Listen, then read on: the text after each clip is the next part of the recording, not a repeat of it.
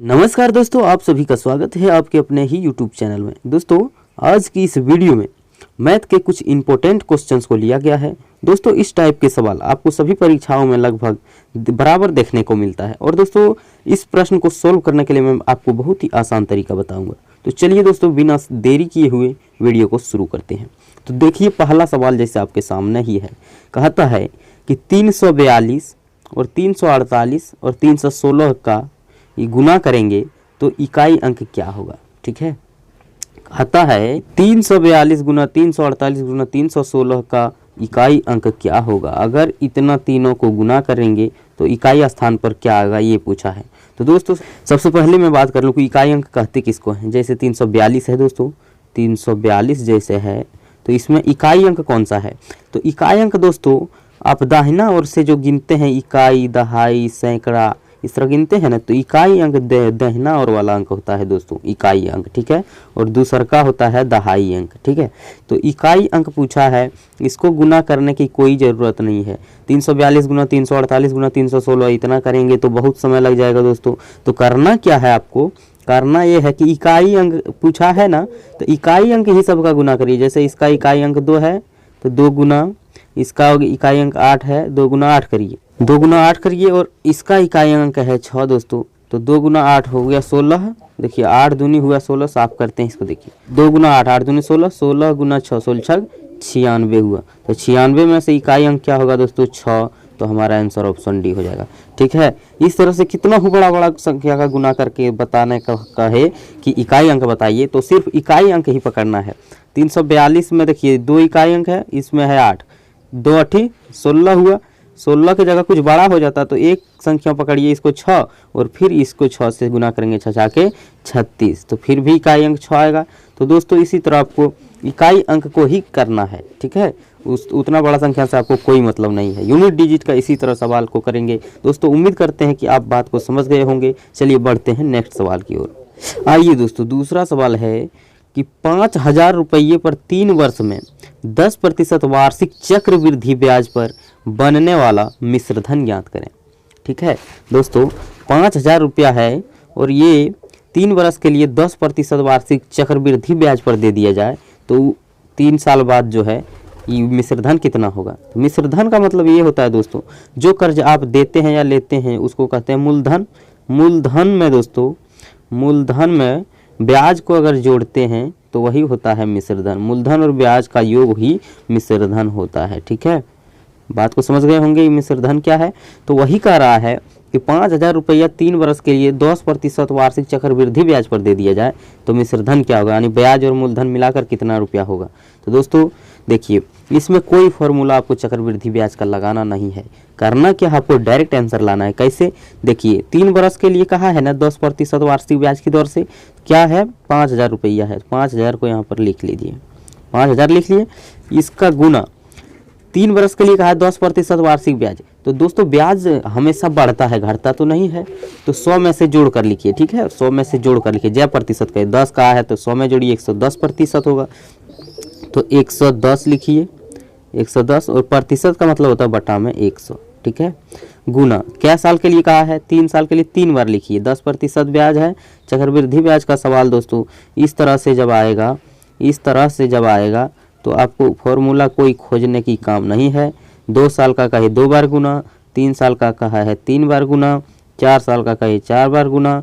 दोस्तों, टाइम और ये दर दिया हुआ रहेगा कि चक्रवृद्धि ब्याज कितना 10%, तो आपको इसी तरह से करना है, जय साल का कहे। ठीक है, तो दोस्तों आप यहाँ से आप कटाना जानते हैं कि 1 0 से ये 1 0 कट जाएगा, ये 1 0 से ये 1 0 कट जाएगा, ये 1 0 से ये 1 0 कट जाएगा, ये 1 0 से ये 1 0 कट जाएगा, और ये 2 0 से दोस्तों ये 2 0 कट जाएगा।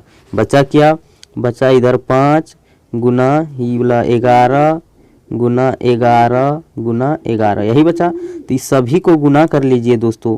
5 गुना 11 गुना 11 क्या हो जाएगा, चलिए दोस्तों मिट गया था। तो 5 गुना 11 गुना 11 बचा था तो हो गया ये 6655 दोस्तों। ठीक है, ठीक है, कोई सिस्टम प्रॉब्लम हो गया था जो कि सारा चीज़ मिट गया। तो दोस्तों यही वाला आया था 5 गुना 11 गुना 11, तो 6655 रुपया हो जाएगा 3 बरस का जो है चक्रवृद्धि ब्याज 10% वार्षिक ब्याज की दर से।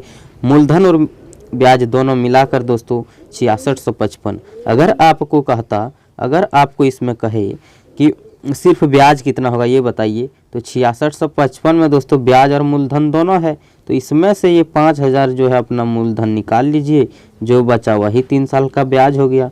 जैसे 5 5 6 1 यानी 1655 रुपया 3 वर्ष में 10% चक्रवृद्धि ब्याज की दर से ब्याज निकला। ठीक है, ब्याज कहेगा तो हटा लेंगे। अगर मिश्रधन कहा है तो मिश्रधन इसमें मूलधन और ब्याज दोनों है 6655। दोस्तों उम्मीद करते हैं इस बात को भी आप समझ गए होंगे। चलिए बढ़ते हैं नेक्स्ट प्रश्न की ओर।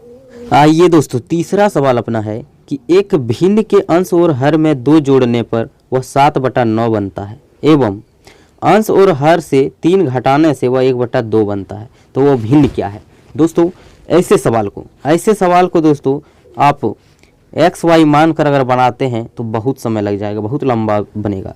तो इसको करना क्या है, ऑप्शन से बनाना है, गो थ्रू ऑप्शन।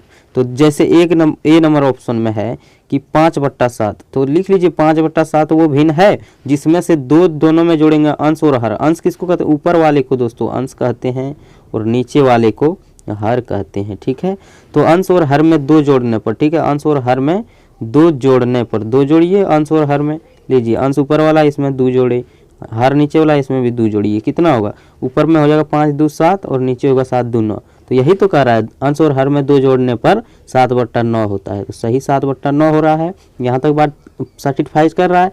अब देखिए दूसरा बात क्या कहता है कि एवं अंश और हर से 3 घटाने पर, 3 अगर अंश और हर में घटा देंगे तब कितना होगा। तब देखिए 3 घटा कर देखिए, 5 में से 3 घटेगा ऊपर में हो जाएगा 2 और 7 में से 3 घटेगा ऊपर नीचे में हो जाएगा 4, 2/4। तो 2 में से कटेगा 2 1 2 2 दूनी 4, तो 1/2 तो हो जा रहा है। यही तो बातें बोल रहा है दोस्तों कि यही तो बातें कह रहा है कि अंश और हर में से 3 घटाने पर 1/2 बनता है, सही 1/2 बन रहा है। तो दोस्तों जब दोनों कंडीशन सेटिस्फाइड कर गया एक ही ऑप्शन में, तो दूसरा को चेक करने की कोई ज़रूरत नहीं है, आप सीधा आंसर करेंगे ऑप्शन ए, वह भिन्न 5/7 है जिसमें से अंश और हर में 2 जोड़ने पर 7/9 प्राप्त होता है और अंश और हर में 3 घटाने पर 1/2 बनता है। दोस्तों उम्मीद करते हैं ऐसे सवाल को आप कुछ ही सेकंड में सॉल्व कर देंगे। तो चलिए बढ़ते हैं नेक्स्ट प्रश्न की ओर। आइए दोस्तों अपना चौथा सवाल है क्या कहता है, देखिए कहता है कि विवेक से अनिल जितना छोटा है उतना ही तरुण से बड़ा है। ठीक है, यदि विवेक और तरुण की आयु का योग 48 वर्ष है तो अनिल की आयु क्या है। दोस्तों इस तरह के पूछे सवाल जब भी कि उतना ही छोटा है जितना, तो दोस्तों आप सबका पहले अनुपात में एज लिखना होगा। ठीक है, अनुपात में उम्र क्या है ये लिखना होगा। तो अनुपात में कैसे लिखते हैं, देखिए विवेक से अनिल जितना छोटा है, विवेक से अनिल छोटा है, ठीक है, उतना ही तरुण से बड़ा है। तरुण से अनिल बड़ा है और विवेक से छोटा है, अनिल बीच में रहेगा।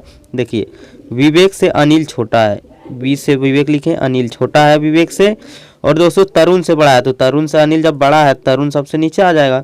ठीक है, जब उतना ही जितना कहे दोस्तों, जैसे विवेक से अनिल जितना छोटा उतना ही तरुण से बड़ा है, विवेक से अनिल जितना छोटा, विवेक से अनिल जितना छोटा उतना तरुण से बड़ा है, तो इसमें रखना होगा छोटका का अनुपात 1, बीच वाला का अनुपात 2 और ऊपर वाला का अनुपात 3। कैसे कहता है ना, विवेक से अनिल जितना छोटा है, विवेक 3 साल का, अनिल 2 साल का है, कितना छोटा है 1 साल छोटा है, उतना ही तरुण से बड़ा है, तरुण 1 साल का है लेकिन अनिल 2 साल का, कितना बड़ा है 1 साल का। बात मिल गया है दोस्तों कि जितना विवेक से अनिल छोटा है उतना तरुण से बड़ा है। ठीक है, तो इस तरह से आपको अनुपात लिख लेना है।